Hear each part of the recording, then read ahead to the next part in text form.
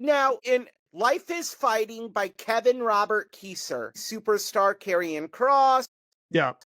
I haven't, and apparently the book ends with, because this book was a long time in the making, it actually ends with him coming back, his previous return to WWE in 2022, I think. Yes. Yeah.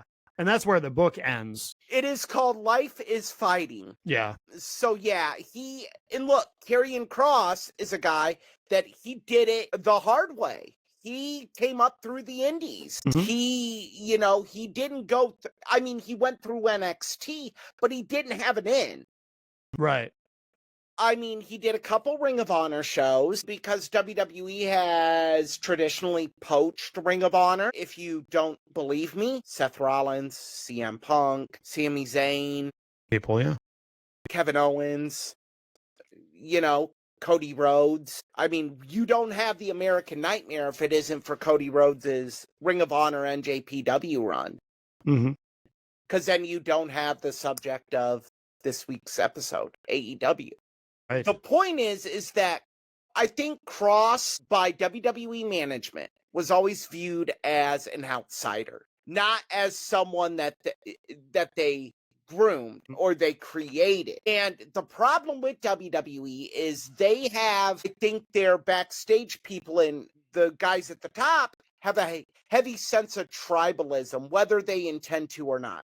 That if we did not create you, you're going to have a tougher road unless you just blow us away. And I think that that's what happened to Kross. The fans got behind him after that promo. My understanding is Hunter was not happy with the promo. Yeah, that's covered in the he talks about that in the Ariel Helwani interview, that because he actually, the way he explains it, and I think they touch on this in the documentary too, the way he explains it is after the promo, because that was all planned with writers, just Hunter wasn't in on it. So after the promo, he told everybody, he said, okay, by the way, let's just make sure everybody internally in the company knows that was a work and that I'm not really upset and that I love being here. And, let's make sure everyone knows that, because he was concerned. And then it turned out, he found out later that Triple H, in fact, was not aware and that he was bothered by it. Yeah, well, yeah. And that's not on Kross, but he's going to take the heat for it.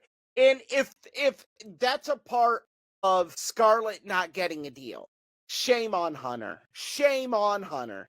Because Hunter, I remember a time where you were a part of a work. It wasn't a work, but you were a part of something that was seen as detrimental to the business.